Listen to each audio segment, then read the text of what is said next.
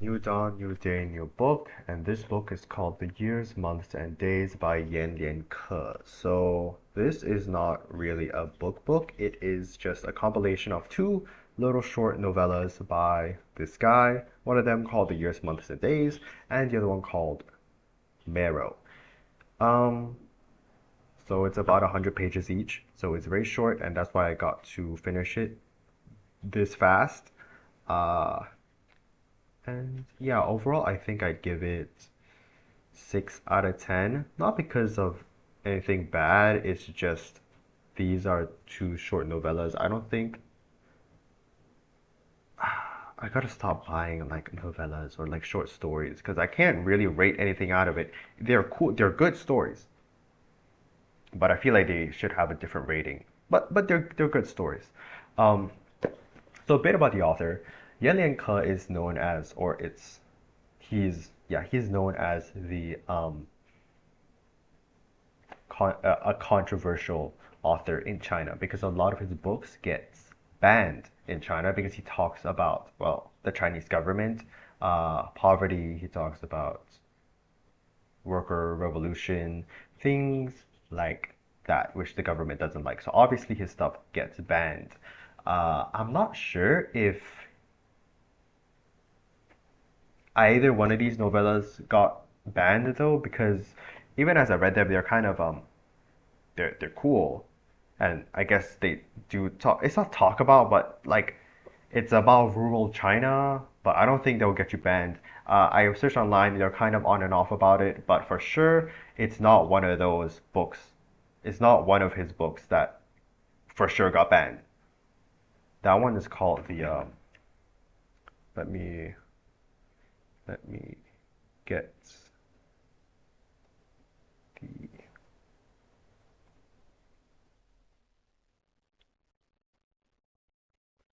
serve the people and dream of Ding Village. You know, these things. Serve the people obviously is about, well, what, the worker revolution, something like that. Um, Let me see. Oh Lord. Okay, Serve the People was banned because of its open criticism against Mao Zedong. So yeah, things the freaking president. People don't like him. Well, China don't like him. But I'm not sure if the years, months, and days it's banned or not.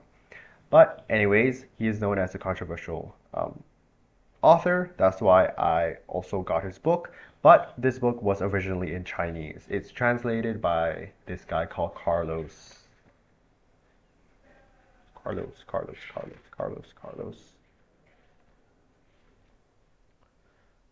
Rojas. Crazy, right? It's translated by this guy, so I feel like, especially with these types of books, okay, yes, the author writes in a very satirical way. It's not absurd per se, but for at least from these two novellas, there is a kind of shock value. There's kind of at the end, there's this like twist and turn in the end, which makes you be like, and that twist and turn is a bit. It's not a normal twist and turn. It is kind of like so he does write in that type of way, but I feel like obviously it will be more impactful in its original language. So a lot of its nuances and its implications and whether metaphors hit or not, it gets lost in translation. So I can't judge from that. The author, the translator did a really good job in trying his best to make the sentences and the meaning be conveyed as accurately or as similar to what I assume Yan and Ke wanted to his best abilities. But in the end, it's still obviously translated. I say that because, okay, it's not a bad thing, but because you are trying to convey this meaning with its implications from one language to another, and because languages they don't line up one to one, you're going to end up writing in a more roundabout way. And that's why you get that kind of literature, classical writing style. Murakami. you get freaking Murakami. Not a bad thing. It's just what it is. So that is that. Like I said, I feel like a lot of it. I feel like, well, I know for a fact, a lot of at least my enjoyment was lost because I couldn't, or at least I'm missing out. I get that FOMO from reading translated books. Maybe one day I'll read the Chinese version when I get my Chinese learning phase back, but for now, I'm sticking with the English translation. Yeah. Yelinka, Yelinka, Yelinka. Oh, while I was doing some research about him as well, I found an article where he talked about um, his own views on the title of being the most controversial author in China. And he talked a little bit about how he doesn't really feel that much to it. And um, it comes with the connotation that maybe he or anyone who gets their book banned should feel honored, or it should be something that you hold with pride, something like that. But he kind of goes on to say that it isn't all that, being banned, it doesn't really mean anything, especially when you're under that sort of government. So at the end of the day, just try to, well,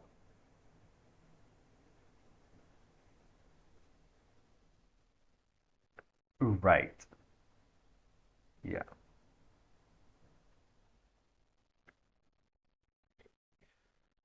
So, anyways, the book. So, first one is called The Years, Months, and Days, and the other one is called Marrow.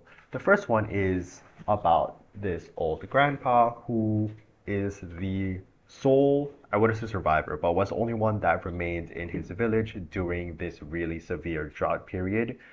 And all he had was this single grain of corn. It's called grain of corn, like a corn seedling, and his dog. And the story follows him trying to nurse or trying to take care of this plant with the very scarce resources that he has. Dude, he's like on the brink of starvation. And the dog is also on the brink of starvation. They were like trying to fend off rats, and he almost got eaten by a wolf. Um, yeah. Now remember in the start when I talked about how each of the story at the end there is a factor. This factor is that he sacrificed himself for the corn stalk, basically. He buried himself. Well, he told his dog to bury himself next to the corn to use his body and his meat to basically as fertilizer, as a last resort, because rain isn't coming. That's that. Um, that's the shock value. And for the other book, Marrow follows this family of the mom whose husband killed himself. Uh, put a pin on that. The mom and her four disabled children, basically. They all have severe epilepsy or something of that sort. And once the dad found out it was because of him, his genes, he killed himself. So it now follows the mom trying to marry off her children as, you know, as a, okay, now at least you can fend for yourself now. And you have someone else to take care of you. That's that. We start off the story with already two of her daughters being already married off, and she's trying to find a suitor for her third daughter and also kind of a suitor for her son, which is the youngest one. Um, and the was that in the end she did manage to find a cure for the illness, but to make the cure, it is through getting bones of a relative and grinding into a paste or like a soup and feeding it. So it's like a traditional Chinese medicine, but you have to use the bones of a relative. So she used the bones of her husband to cure one of her daughters. And once that worked, she's like, oh my God, it worked. Now, as my final hurrah, I'm going to kill myself and use that to cure the rest of my children. there's a short scene where it's of the sun drinking her blood and that kind of yep. So that is Marrow, and that is the years, months, and days. I honestly don't know what to say about them more than just a summary because they're just so short stories. Like, what am I supposed to say? Maybe next time I'll buy like an actual book from Lianke because this is not enough for a book review. But I guess I enjoyed it. It is fun to read.